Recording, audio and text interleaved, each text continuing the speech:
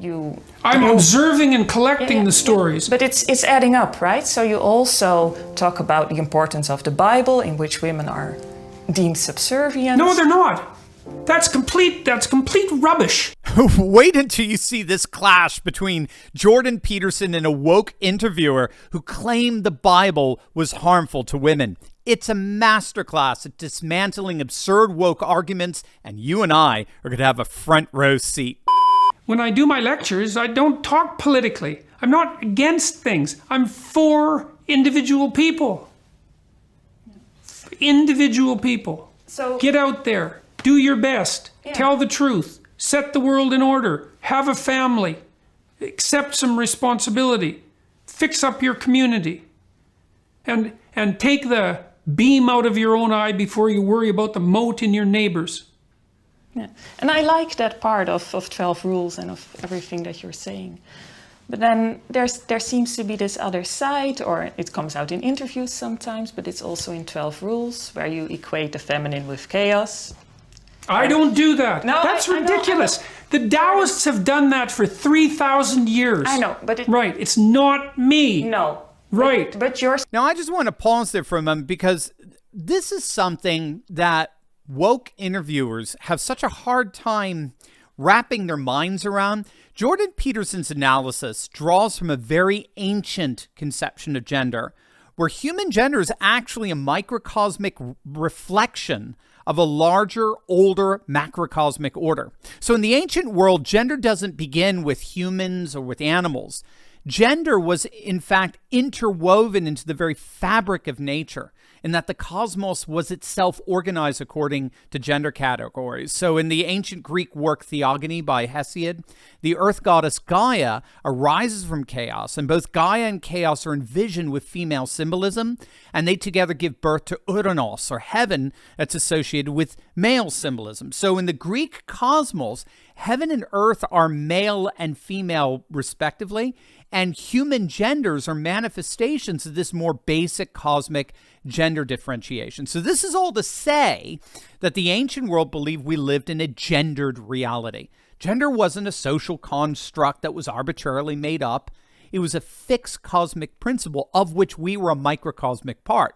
Now, obviously, that could be used in all kinds of ways to justify making women subservient. But the key here is that, classically speaking, gender is not arbitrary. It's not fluid. It has a fixedness that's established, that's as established as the cosmos itself. You write a book which is an antidote to chaos, and you're selecting the stories in which the feminine is chaos. And also, I'm observing and collecting the stories. But it's adding up, right? So you also talk about the importance of the Bible, in which women are deemed subservient. No, they're not. That's complete rubbish. How in the world could you possibly derive that idea from biblical readings? The most fundamental statement in the Bible, and this is a miraculous statement, it's absolutely incomprehensible that it was written some thousands of years ago. Men and women are made in the image of God. Not men. Men and women. But you know that there's also passages in there which do posit the woman as subservient. What passages are you referring to? Well, where it's told to Adam and Eve that women will henceforth have to obey their husband. Well, That's that wasn't what would you say? That wasn't a divine injunction. It was a terrible warning. Okay, it wasn't a statement about how society should be structured. It was a statement about the inevitability of that happening, because women were going to be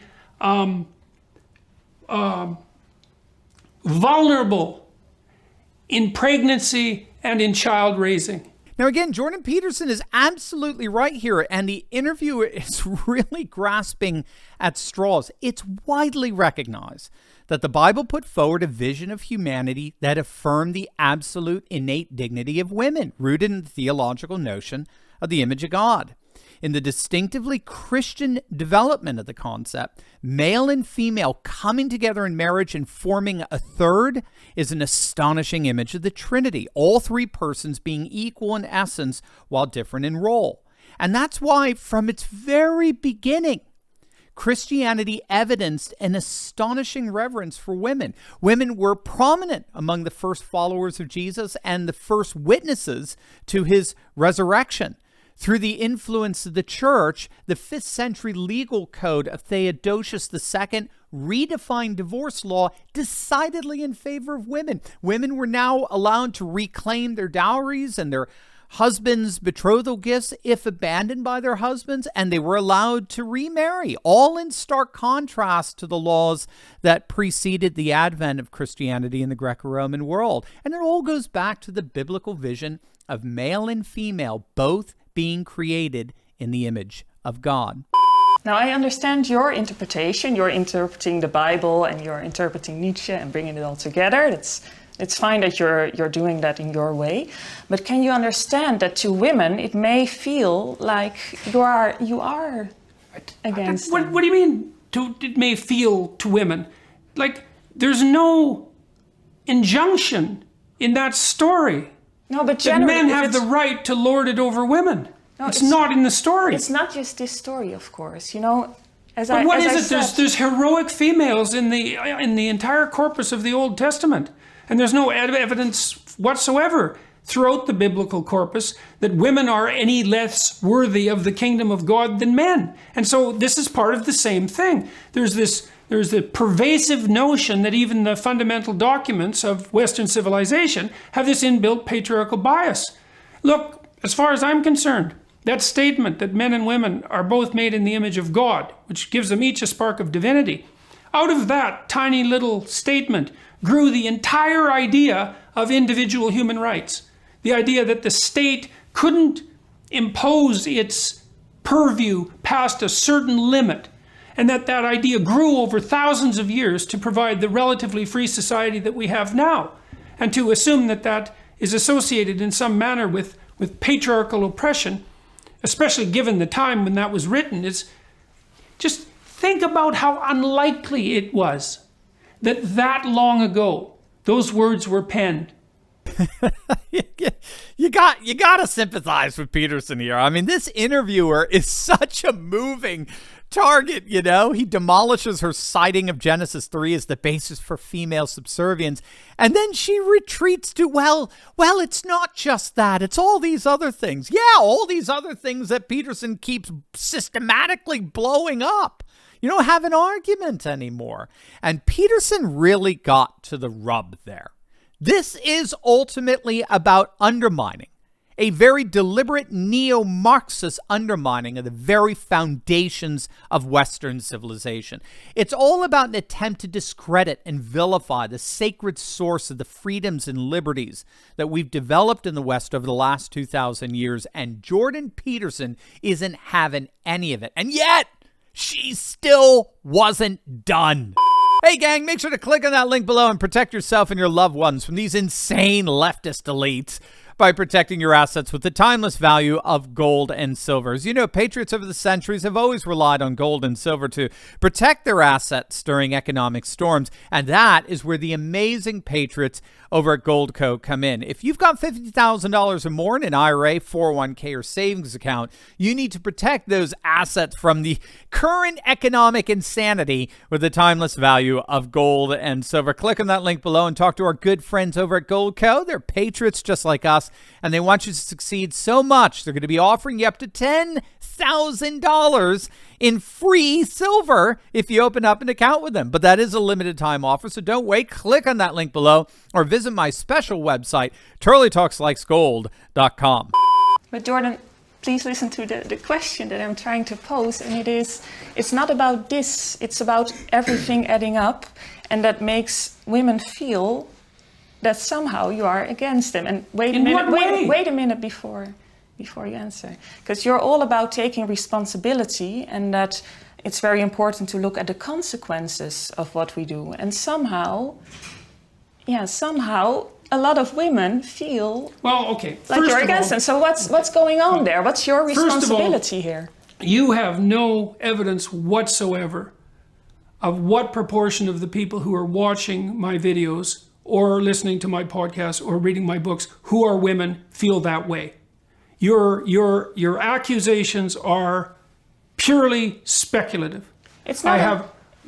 It's not an accusation. Sure, No, it's just an observation. It was but within an observation based on what? Well, I have women I have dozens of women, hundreds of women who've written me letters thanking me for the books and for what they've done for their sons and for their husbands.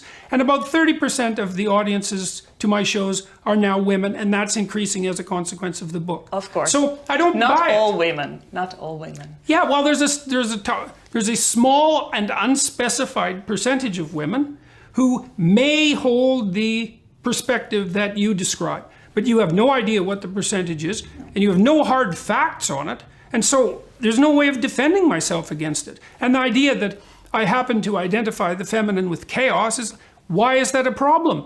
Chaos is no worse than order. Order is tyranny. Chaos is possibility. The mere fact that people don't do a close enough reading to understand that these two powers are equally balanced, in that order can be security or tyranny, and that chaos can be potential or uncertainty. The fact that people aren't reading carefully enough to understand that is not my problem. They could read it carefully enough to understand that. And to say that that's a fabrication on my part is absolutely foolish.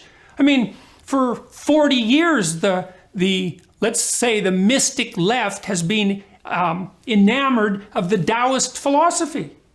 Well, the philosophy that I'm putting forward is the Taoist philosophy. So how in the world can that be laid at my feet? And it's certainly not the only example of the symbolic utilization of masculinity for order. Look at it this way. Why do you think the feminists assume that we live in a patriarchy if they're not identifying masculinity with order? That is the very definition of a mic drop. The very fact that feminists assume we live in a patriarchy is precisely because they associate order with masculinity. I might add to the contradiction that all feminists hold to. They at the same time believe there's no difference between male and female whatsoever, while also asserting that men by their nature seek to dominate and oppress women. Well, you can't have it both ways. I think Jordan Peterson did a fantastic job there showing that the woke conception of gender and patriarchy is analytically worthless. Its assessment of the biblical foundations of Western civilization are absurd on their face. And fortunately, in crazy times like these, we have someone like Jordan Peterson, both able and willing to defend the very source of our human dignity and worth. As always, make sure to smack that bell and subscribe button, and you will definitely want to check out my latest video on Jordan Peterson leaving Joe Rogan absolutely speechless on the Bible. It's going to make your day, so make sure to click on that link, and I'll see you over there. God bless.